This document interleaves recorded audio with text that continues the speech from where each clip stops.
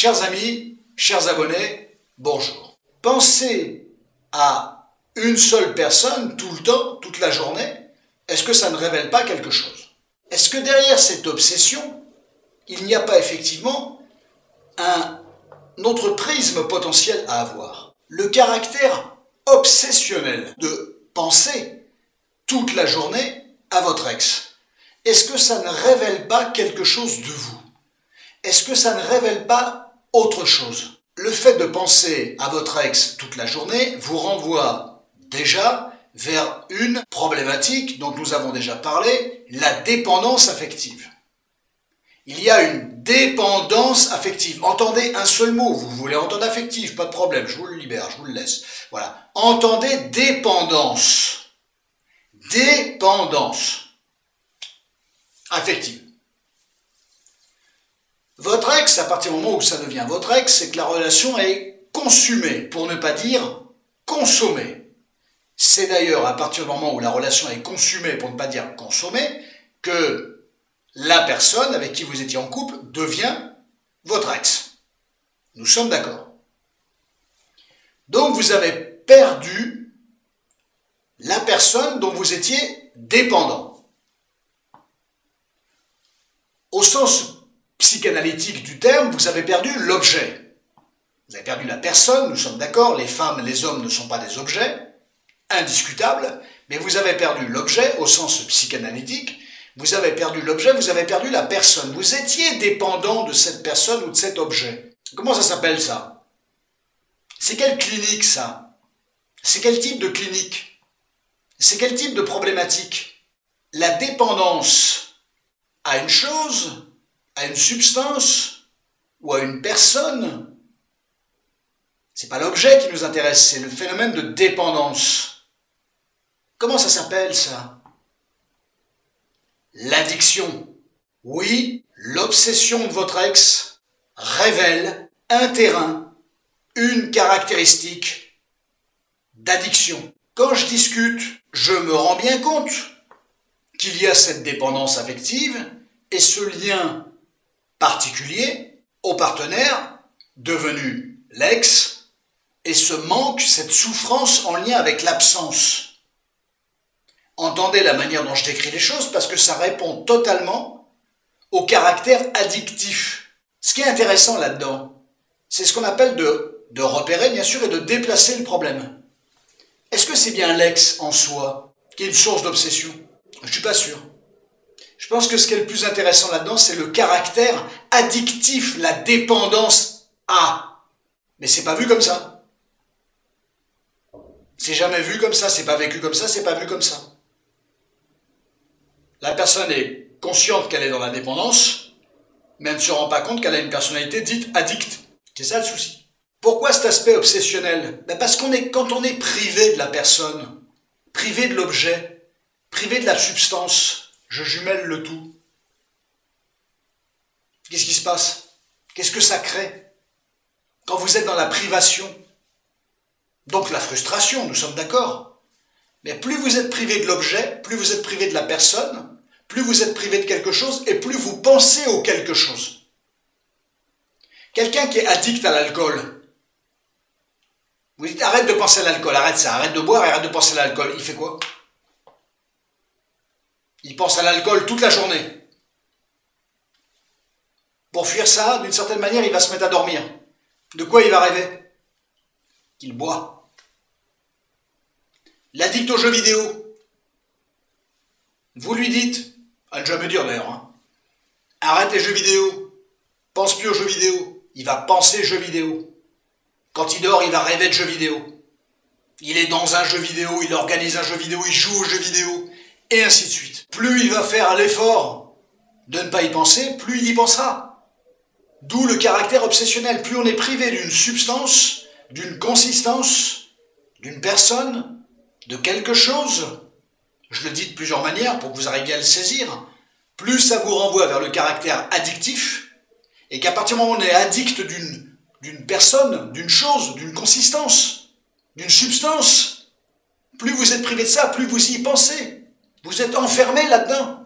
Donc le mécanisme de l'obsession est créé par l'absence. Il y a bien une caractéristique, un terrain addictif. On n'est pas dans l'obsession de penser à son ex sans que ça soit effectivement quelque chose qui est addictif. D'ailleurs, vous discutez, je discute avec les personnes qui sont dans l'obsession de l'ex. Et puis on essaye de voir comment ils organisent leur vie. Vous trouverez toujours quasiment une autre forme d'addiction. Ils sont addicts à autre chose.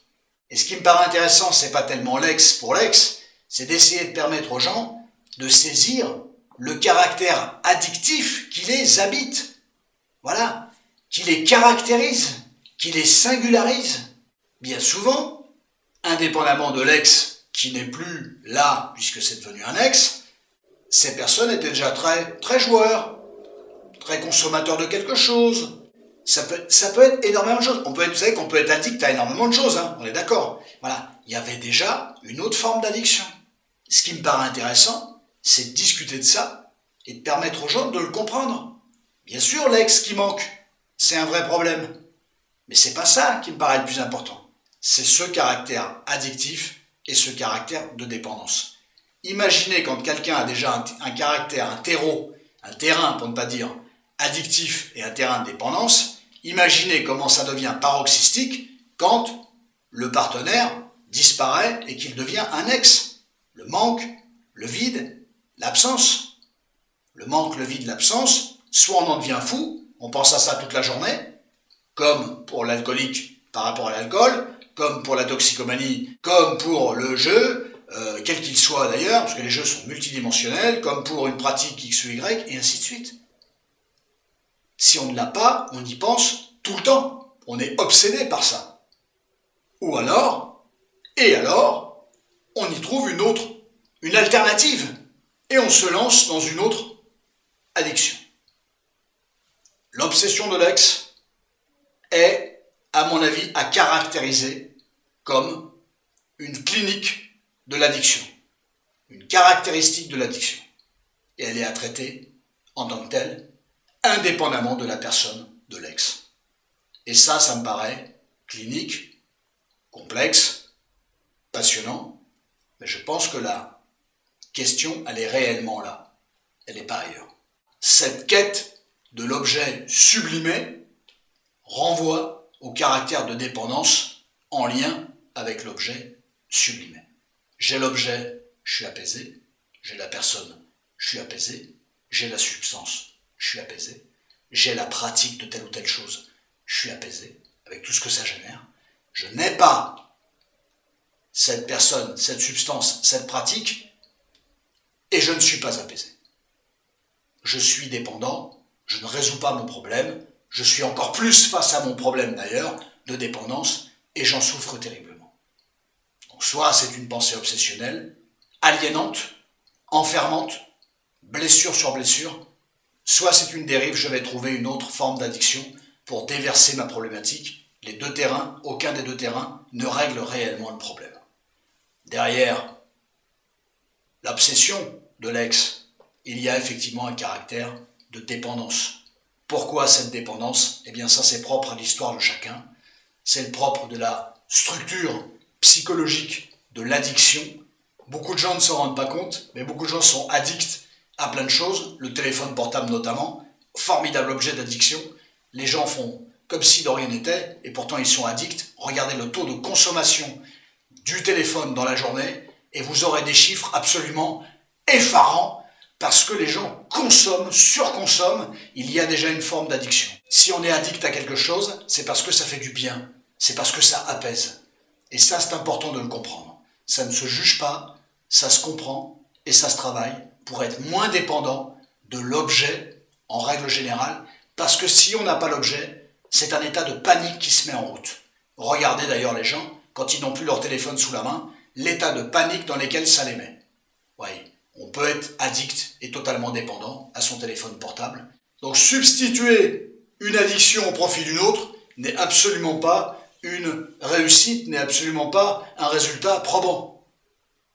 C'est la gestion de son terrain addictif multidimensionnel qui est intéressante. Je voulais vous parler de ça, c'est sérieux, c'est clinique, ça rigole pas, mais ça me paraissait absolument passionnant de vous proposer ce prisme et bien évidemment, c'est tellement casuistique que forcément chacun est renvoyé à sa propre problématique, mais ça me paraissait intéressant de vous renvoyer ce qu'il était possible de déceler derrière un trouble et derrière des caractéristiques, comme celle-ci. Chers amis, chers abonnés, à très bientôt.